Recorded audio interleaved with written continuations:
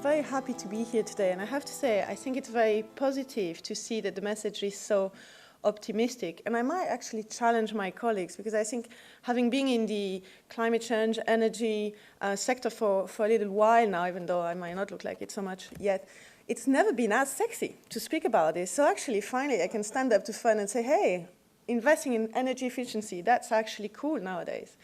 So there are progress, and I would continue to watch this space. But really what I want to highlight is our view, and I am here representing the institutional investors group on climate change, which is interesting in the sense that it's the large European pension schemes who are indeed very concerned about the impacts of climate change and willing to ensure that they protect long-term value to their funds for their pensioners. So they are looking at how they can invest in this field. I was very lucky to be with Cristina Figueres recently in Germany from the UN Framework Convention on Climate Change, and the way she put it in a very fairy tale way was, we need to wake up the sleeping giant. Because in effect, we've heard all of those very positive stories, but the scale of energy efficiency today is not what it needs to be in order, one, to achieve the 2020 target, but also actually to tap on to those potential investment, which have, as we've seen in the study from REDay, a great benefit for society in terms of, I think about the 100 billion a year savings. There's 50% that goes for health, quality of life, which is extremely important. And the good news from my side is that the other 50 billion a year actually are in energy savings, which means there's a direct potential investment there. What we have also seen, and I work for Hermes Real Estate, we are a real estate fund of about 6 billion, which invests in the UK and a little bit in the rest of Europe.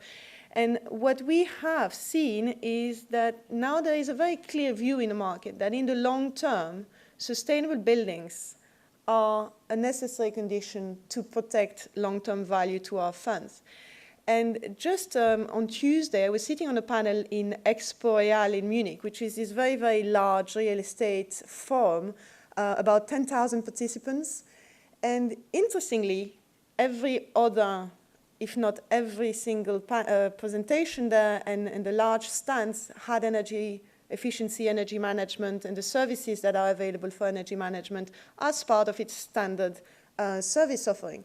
And I think this is the signals that we are seeing, is that the large real estate companies, not yet the small one, I grant you that, and that probably represent the largest part of the sector, are now, as a matter of investment demand, but also the regulatory pressure that has been put quite rightly in the industry, and it took quite a while to get there, are actually making this an integrated part of real estate investment management. So there is a great opportunity and a great hope. However, why is it investment so limited to date? Well, I think we still need to recognize that for all those talks about no-cost options and the like, if there were really no-cost options and zero negative benefits, we would all be doing it. The problem is there are still a very, very large number of real barriers which are preventing the uptake of those measures. And this is where it's going to be fundamental to work in partnership between the financial investors, society in terms of the household, and the government to ensure that the framework is in place to overcome those barriers. And if I focus on this sleeping giant opportunity from investors' perspective, there's really two ways to look at it. One way is to develop new investment products, which would be energy efficiency funds. And we've been a number of those created in the last few years with a lot of support from finance, from the public sector, especially the regional development funds, the European Investment Bank, the EBRD, etc. All of those are targeted still at public sector, public authorities, quite rightly so. But we need to think how to extend that to household, how to extend those to the commercial sector even. The other way, which is the kind of the very hidden side of the iceberg, as I see it, because this is where I work every day, is to give you an idea, the IGCC, we have over 7.5 trillion of assets under management. And of that, there's about 5% which is invested in real estate and infrastructure. So there's a very, very large amount of investment in that sector. And every day, in the way we manage our portfolios, we do energy efficiency. large, and if you look at Germany, it's even more so, but if you look now at France, partly through the Grenelle, if you look at the Netherlands, which have been doing it very actively and also under a lot of pressure from their pension scheme, which are extremely demanding on their sustainability criteria, Nordic countries, and even in Spain and Portugal, given the very, very tough economic climate, they are looking at cost savings, which is one of them. So what we have to realize is that there's a huge potential, which is unseen and very difficult to quantify in large real estate investment. And to unlock that potential, what we have to do is to work with the regulator, because there's a lot of regulation on the ground, but there are some key issues. And one of them, which in a number of European countries is still a very big issue, was mentioned in UA's report, is the rent regulation.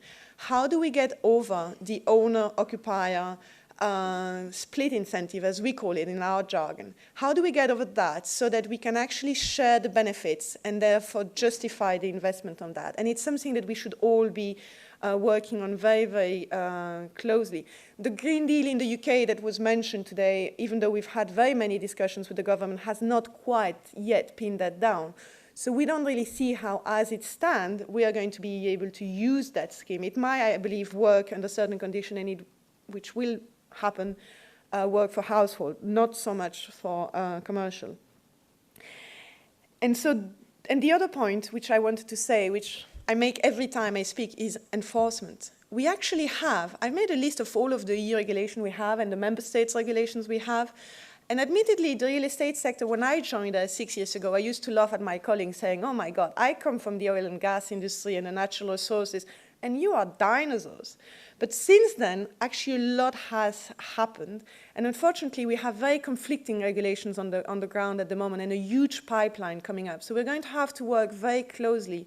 And I'm very happy to say that legislators are willing to listen and we are discussing with them. It is going to be very, very important to streamline that legislation and to ensure that enforcement, if we were just to enforce building standards today in Europe, we will achieve extremely high result in terms of energy efficiency. And that means that a company like mine has to do it. We have to invest in it.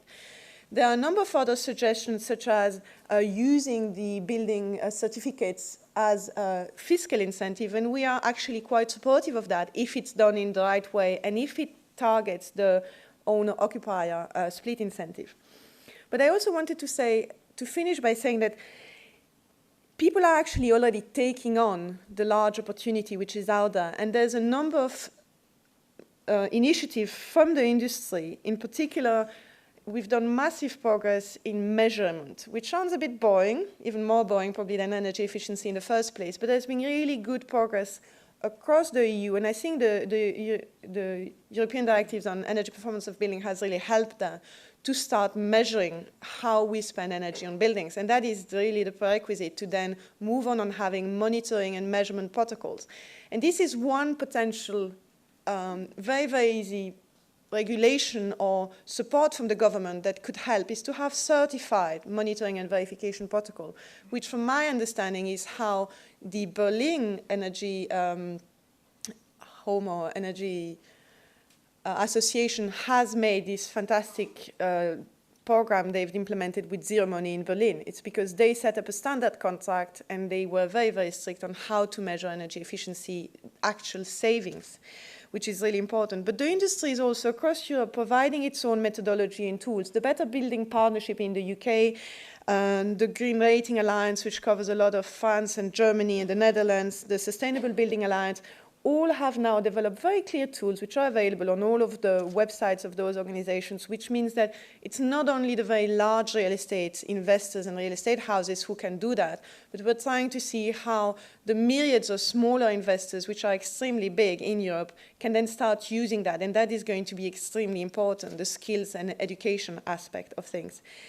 And I think if I can just finish on a note, I think we have the potential here today, working in partnership, to really shake that giant at least a little bit more. And what we need to do is to speak a little bit more the language of the investors and sit with them to understand what are their conditions to invest in energy efficiency. And by that, I really want to emphasize both new products, but also the hidden part of the iceberg of real estate and infrastructure investment. And we're very, very keen to do that with with the policymakers. Thank you.